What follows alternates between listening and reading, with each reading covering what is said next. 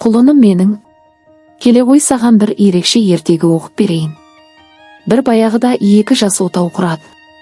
Бақытқа толы күндерді бірге өткізеді. Кейін өмірге сәби келетінін біледі, бұл олардың ең үлкен қуанышы болды.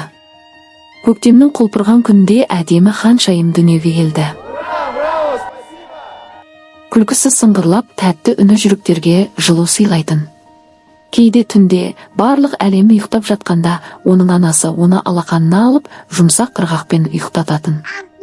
Жаңа дәмдерді татып, әлемді танып, күлкі мен қуанышқа бөленетін. Әрбір күн оның жанында ертегіге айналғандай. Ол әрдайым күлімсіреп, ойын ойнап, әр қадамы әлемді жарыққа бөлегендей, ал ата-апасы мен үлкендер қуаныштан көздерін жасқа толтырды. Ал бүгін біз бәріміз жиналып, ханшайымның 1 жасын тойлап, тұсауын кесуге келдік, біздің алтын сәбиіміз.